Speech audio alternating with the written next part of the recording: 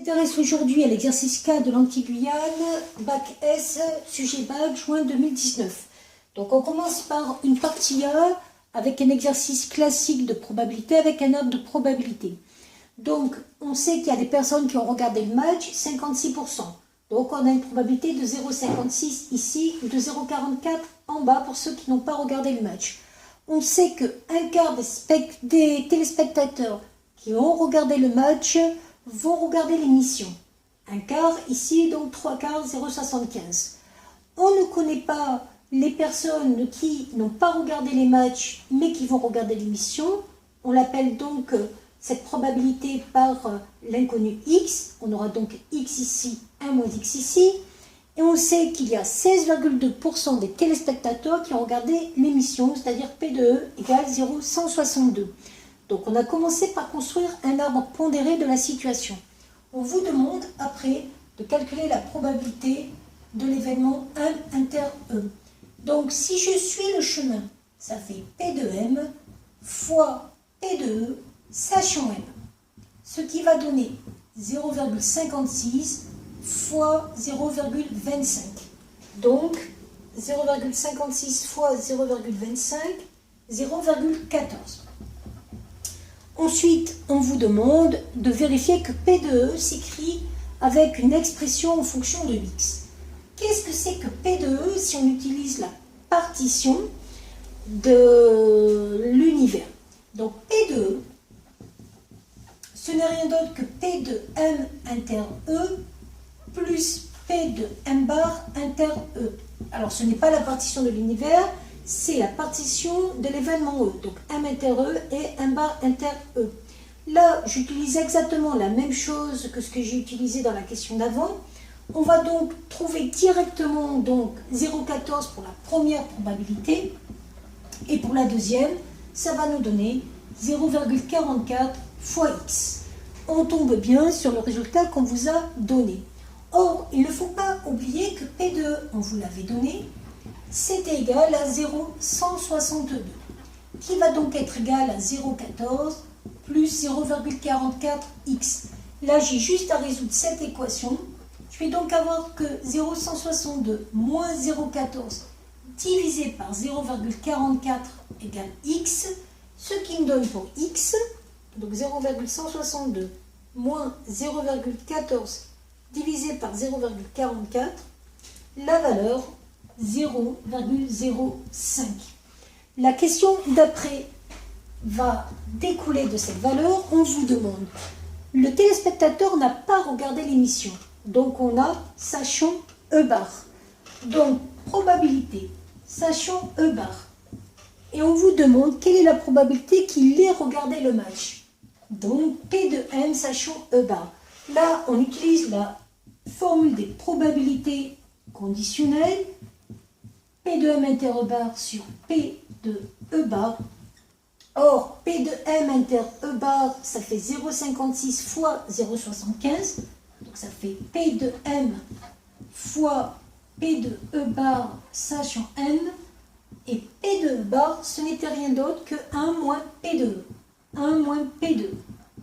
On va donc tomber sur P de M, c'est-à-dire 0,56, fois P de E bar sachant M, 0,75, sur 1 moins P de E, c'est-à-dire 1 moins 0,162. Ce qui va donner une probabilité de 0,56 fois 0,75 divisé par 1 moins 0,162. De 0,5 à peu près. Donc là, nous avons fait la partie A, assez classique. On va passer à la partie B, qui va utiliser une loi normale. Donc, au niveau de la partie B, on vous dit que cette fois-ci, on a une variable aléatoire, T, qui suit une loi normale de paramètres 1,5 pour la moyenne et d'écart type 0,5. Ça veut dire concrètement qu'on a une courbe de Gauss qui est comme ci, avec un axe de symétrie en 1,5 au niveau de l'axe des abscisses. On vous dit que on vous demande quelle est la probabilité qu'un téléspectateur ait passé entre 1 heure et 2 heures devant sa télévision le soir du match. Donc on vous demande de calculer la probabilité que le T soit compris entre 1 et 2. Alors, soit on peut utiliser la calculatrice avec la touche distribution en mettant encore borne inférieure 1, borne supérieure 2, moyenne 1,5, écart type 0,5.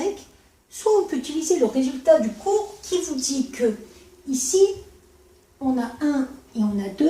On voit qu'on a rajouté et on a retranché l'écart type de chaque côté. Or, le résultat du cours nous dit que si on prend un intervalle avec plus ou moins l'écart type de chaque côté par rapport à la moyenne, on va trouver une probabilité de 0,68. Bon, bien sûr, si vous ne vous souvenez pas du cours, vous faites vraiment la calculatrice au niveau de la seconde distribution. Vous mettez normal FREP, borne inférieure 1, borne supérieure 2, moyenne 1,5, écart type 0,5 et vous tomberez sur 0,68. Et après, on vous dit que P de T supérieur à petit t était égal à peu près à 0,066. On vous demande de trouver le petit t. Alors, pour ceux qui ont une T83, vous pourrez directement utiliser la T83 en vous mettant dans seconde distribution, inverse normale, et par rapport à cette touche inverse normale, il faudra que vous preniez une zone à droite, et l'air sera égal à 0,066. Mais la plupart d'entre vous, vous avez une TI 82. Donc la TI 82, vous ne pouvez l'utiliser que si vous avez une aire qui se situe à gauche d'une valeur petit t. Donc nous, on va passer à l'événement contraire. Donc l'événement contraire qui est 1 moins 0,066. Et c'est à partir de cet événement contraire que vous allez utiliser la touche frac normale. Donc, ou inverse, ça dépend comment elle s'appelle. En vous mettant dans seconde distribution, en utilisant la touche frac normale, vous mettez que l'air fait 0,934, vous mettez que la moyenne fait 1,5 et l'écart type fait 0,5, et on va vous donner un T qui fait à peu près 2,25 au niveau de la calculatrice. Pour la partie C, cette fois-ci, on vous dit que vous avez une loi exponentielle. Une loi exponentielle va avoir cette forme-là, avec une fonction de densité qui est sous cette forme-là, lambda positif. On vous explique que la moyenne, par rapport à cette loi exponentielle, on a constaté un quart des boîtiers à une durée de vie entre 1 et 2 ans. Donc ça veut dire que entre 1 et 2 ans, ici, vous avez une probabilité de 0,25. Donc ça, c'est la première information qu'on a. On pourrait d'ailleurs voir que écrire ça, c'est-à-dire écrire que la durée de vie avec la variable aléatoire S est entre 1 et 2 ans, ça revient à utiliser la formule de cours qui vous dit que c'est lambda fois 1 moins E moins lambda fois 2, ça c'est égal à 0,25. Donc ça c'est la première information qu'on vous donne. La deuxième information, c'est si on vous dit que l'usine qui fabrique les boîtiers affirme que leur durée de vie moyenne est supérieure à 3 ans. Donc là, il y a quelque chose que vous devez savoir par rapport à la loi exponentielle, c'est que la durée de vie moyenne par rapport à une loi exponentielle est égale à 1 sur lambda, où lambda est le paramètre. Et on vous dit que cette durée de vie est supérieure à 3 ans.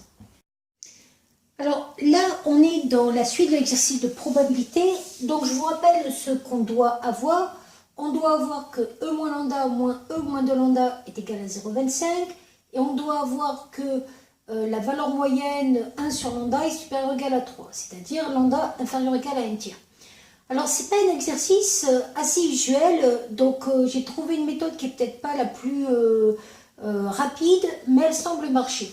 Donc là, je vais introduire la fonction qui est définie en fonction de lambda, qui est égale à E moins lambda moins E moins 2 lambda, qui en gros correspond, je vous rappelle, à la probabilité d'avoir votre variable comprise entre 1 et 2. Et on vous dit que cette probabilité est égale à 0,25. Je vais faire intervenir le théorème des valeurs intermédiaires pour essayer de trouver le lambda, voir s'il existe et s'il est unique. Donc, je dérive la fonction f. Je vous rappelle que la dérivée de EU, c'est U', Donc, la dérivée de moins lambda, c'est moins 1. Donc là, je vais avoir moins E moins lambda. La dérivée de moins 2 lambda, c'est moins 2. Donc, il va me rester moins 2, c'est-à-dire plus 2, E moins 2 lambda. Je dois trouver le signe de cette dérivée. Pour trouver le signe, je vais factoriser par exponentielle moins lambda. Il va donc me rester moins 1. Il va me rester plus 2, E moins lambda. Pourquoi? Parce que E moins lambda fois E moins lambda, ça fait bien E moins 2 lambda. L'exponentielle, il n'y a pas de souci, c'est positif. Donc ça ne va pas me poser de problème. Ce qui va me poser des problèmes, c'est cette expression.